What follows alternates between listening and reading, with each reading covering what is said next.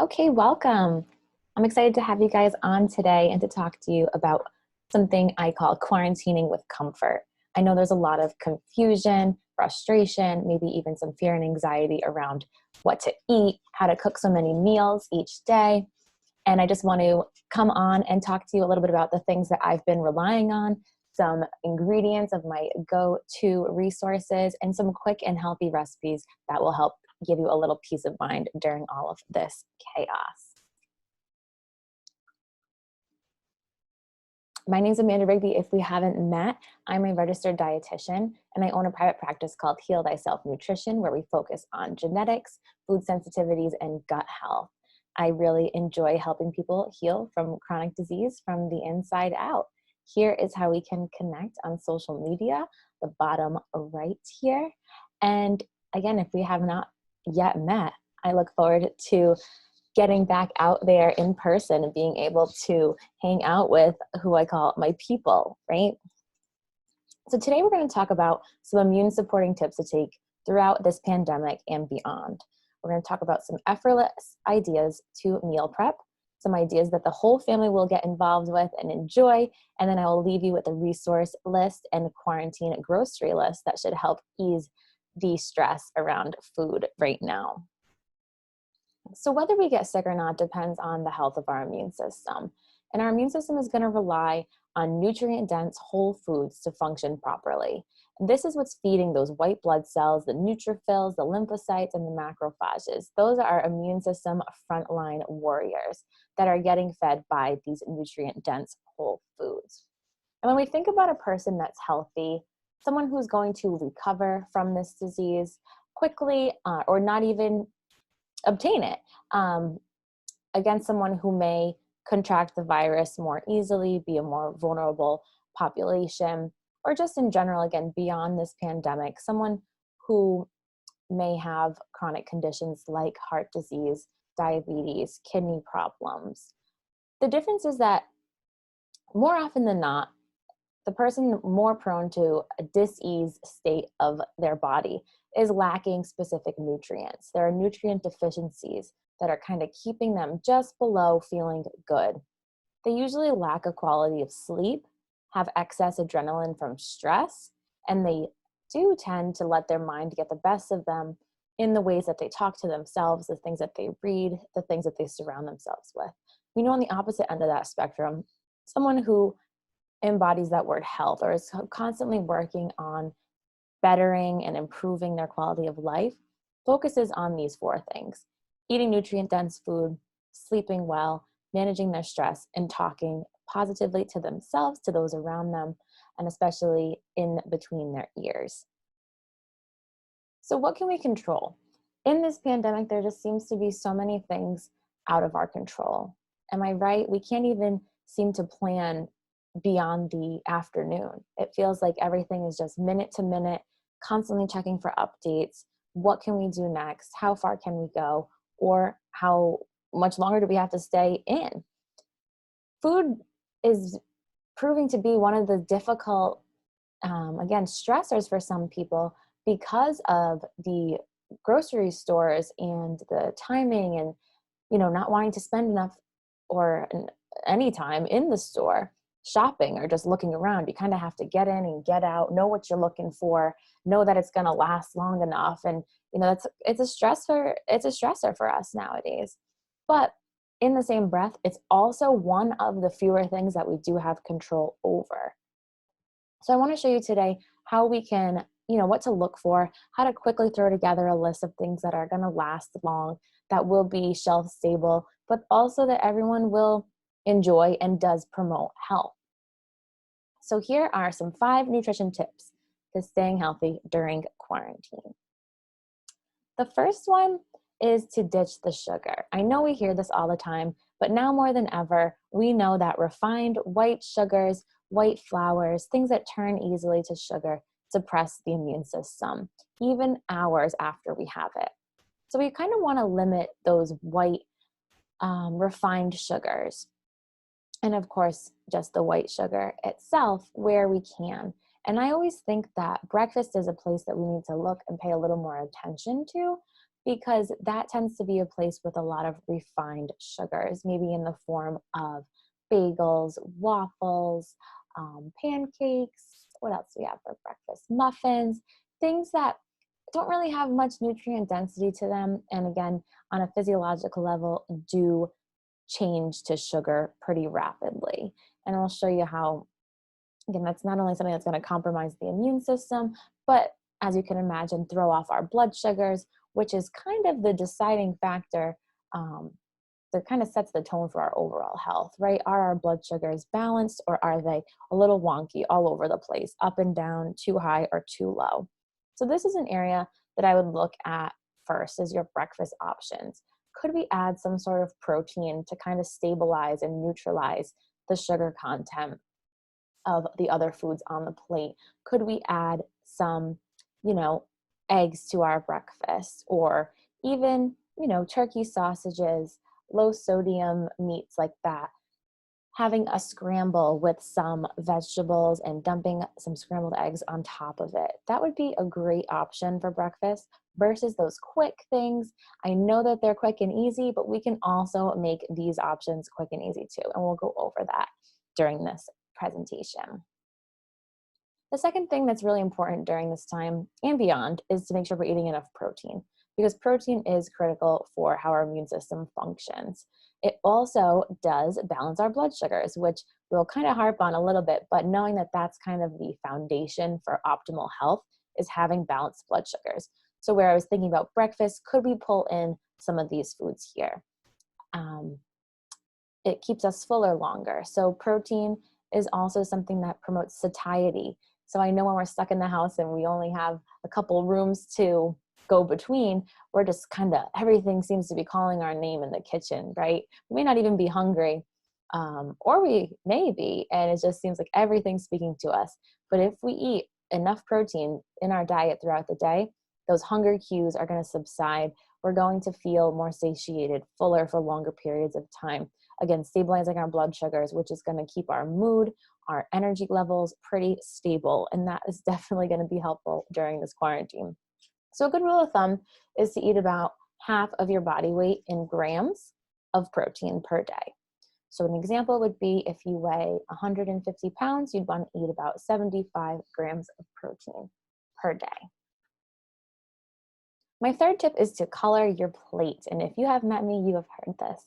But basically, because right now, this is where our vitamins are going to come from. And again, if we think about that healthy person versus the person more in a diseased state, they're lacking nutrients. So vitamins like A, vitamin C, we're hearing a lot about as a treatment for the coronavirus right now. The phytonutrients, the fiber that's coming from colorful fruits and vegetables is what's going to support the immune system. So we're looking at things like leafy greens, cruciferous vegetables, that's the broccoli family, Brussels sprouts, cauliflower, kale, peppers. Peppers are going to be peppers and kiwis actually, are one of the most high vitamin C foods we have. We usually think about oranges first and citrus fruits, but it's actually those two. So bell peppers and kiwis are the most high, with about 158% of our daily needs in 1 cup of them. So that's a big win. These are things that we could snack on, that we can just have, to slice up in the morning with our breakfast. But this is really where, the medicine is coming from in the form of the vitamins, the phytonutrients, and the fiber. So a good goal to shoot for would be 3 servings of fruits and 8 or more servings of vegetables. And it sounds a lot more difficult than it is, because 1 serving is just half of a cup. And if you were to shove some broccoli into a measuring cup, you'd probably only get about, 2 or 3 little trees in there. So it ends up adding up to even a lot more if we're just mindful about each time we have a plate and put a plate down on the table that there's some sort of color there. My 4th tip would be to spice it up. Now more than ever, but again, to take us beyond this pandemic, we want to utilize nature's remedies in the form of spices and herbs. These things are antimicrobial, antiviral in nature. Things like garlic, onions, ginger, oregano, turmeric, rosemary. I actually just talked about the other day that thyme, the spice, is a super high vitamin C food as well. So that is so great. We can add these to our soups, to all of our vegetables that we're gonna roast in the oven, that we're gonna steam. We can make dips with them. I mean, I'm just sprinkling this stuff everywhere. I'm taking it out of my cabinet. I'm putting it on top of my stove for the most part, just so I can see it and remember, oh yeah, let's sprinkle some of this everywhere. And there's also raw honey is great. I know you guys are in a great area where you could find some awesome local organic sources of it, being where you are. And that's going to contain more antioxidants and antibacterial compounds that are really going to boost the immune system and also fight allergies. I know there's a lot of confusion and symptoms right now, whether it's allergies or the coronavirus. So get some raw honey in some warm tea. Just take a spoonful of it if you're having a sweet craving, but it's a very medicinal food. Number 5 is to focus on fiber. Fiber is again found in those fruits, vegetables, whole grains, those nuts and seeds that we want to incorporate into our day, all the colorful stuff.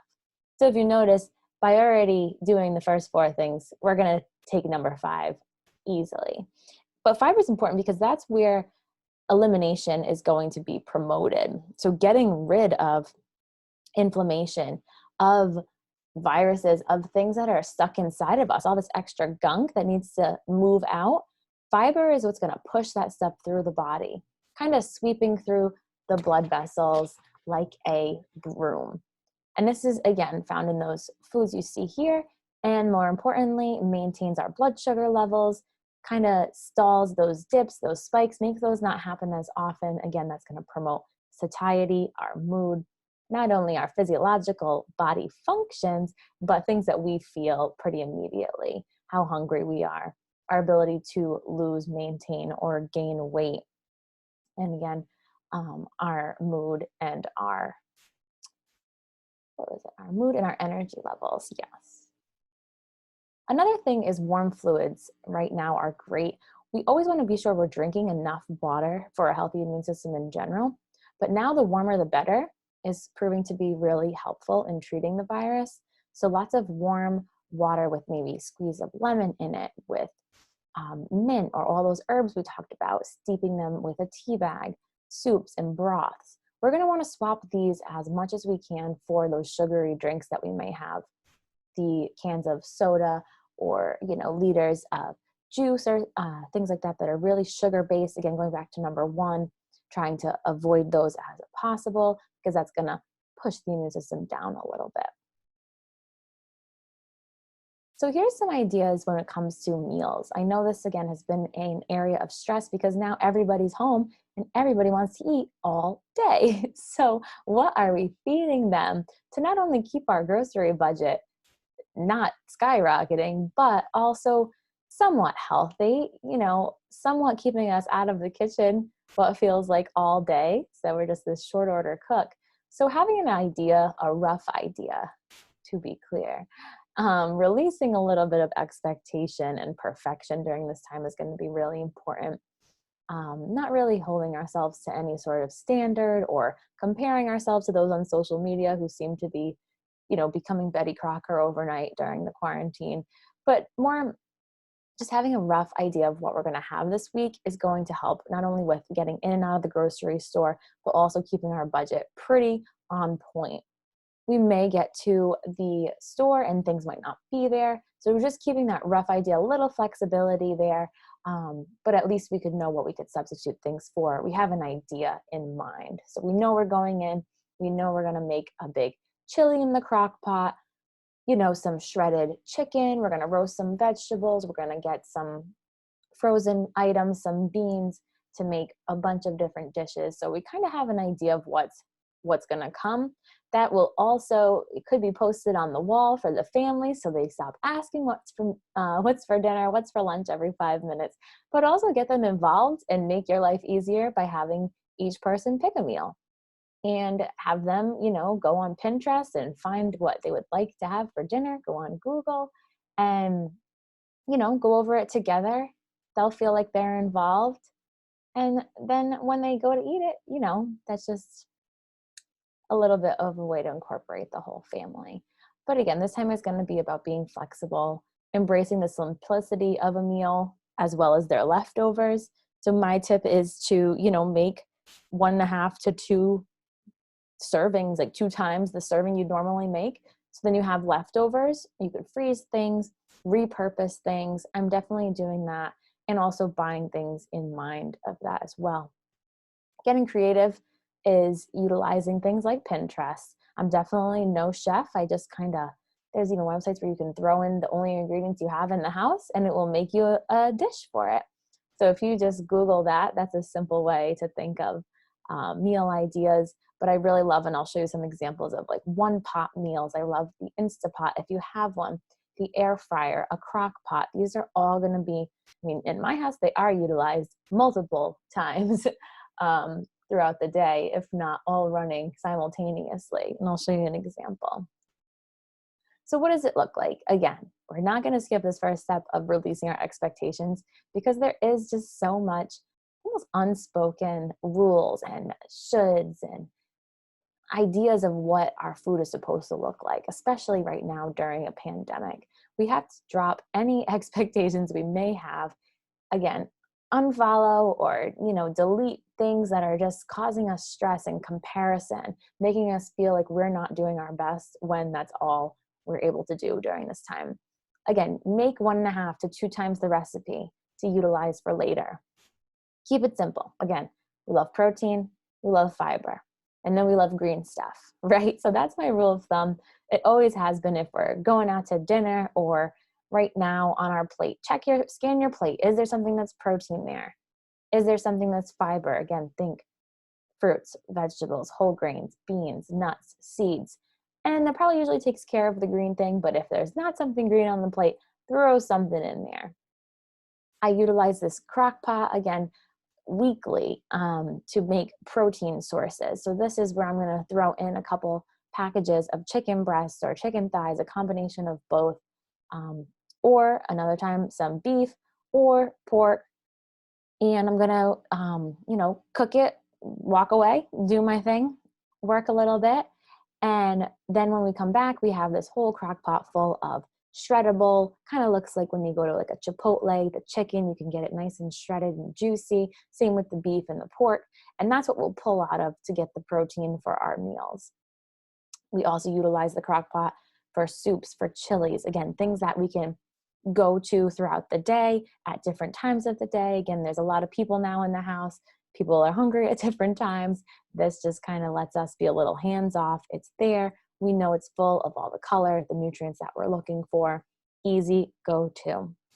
When we think about frozen food versus fresh food, when I have gone to the store over the past couple of weeks, it seems like there's more fresh food than there is frozen food. So we can, of course, utilize this. This is great. Also, you could freeze it to prepare, for if you bought a little extra, if you want to try to make the most of that one trip. But there's definitely benefits and nutritional resources in frozen foods. So that's not to be forgotten. But frozen foods are frozen at the peak of their freshness when they are at their most nutrient dense. So there's nothing wrong with grabbing tons of frozen vegetables, fruits, things like that, because not to worry, they are definitely just as healthy. And that we're making stir fries from. We're sauteing up and making a frittata. So again, when we think about how can we make breakfast a little easier, that's not just microwavable pancakes or waffles. Maybe we make a frittata where we saute a bunch of frozen vegetables or get rid of the rest of the fresh ones that are starting to go bad, pour a couple eggs over them, put it in the oven, call it a day. Then we're just going to cut out of it like a cake in the mornings. We'll do the same thing with an oatmeal bake, and I'll give you some recipes for those. Same idea. You make a big batch, you put it in a, 13 by 9 pan, and everyone can cut out of it. Very nutrient dense there, lots of great fiber. I'll give you some recipes for that, for breakfast ideas, or even snacks. Good snack option. So here's an example of this crock pot chicken that I did. Usually it's not this pretty. It's usually just the chicken, but I wanted like a little more flavor. I don't know. When there's just the chicken, it leaves some ability to be versatile, right? You can make it any flavor you want once you add it to your plate. This one I wanted a little more Mediterranean feel, so I dumped a can of sun-dried tomatoes, some artichoke hearts, some spinach and garlic, and just let it go. So this was just a package of chicken breasts, chicken thighs, one of each, dumped a can of each of those things in there, called it a day, turn it on low for 4 hours, and we just picked out of that and made some great meals. Super simple, super cheap, and lots of color. There's something green there too, right? This is, usually what's going in the oven, roasting up some vegetables. This will be our side dishes. This is usually, what it looks like. This was our taco night. So we had some ground beef from our local farm. We're really trying to support local when we can right now. So that's our protein source.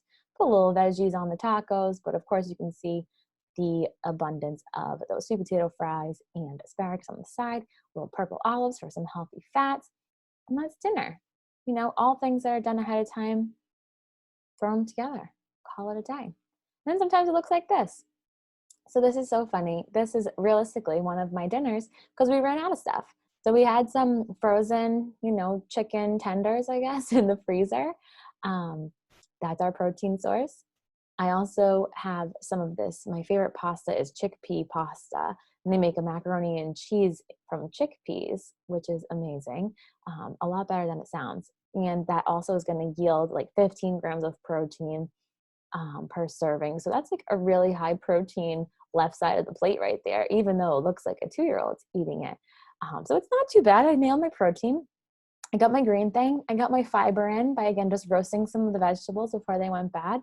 And sometimes we just have to be real with this is what dinner is going to look like.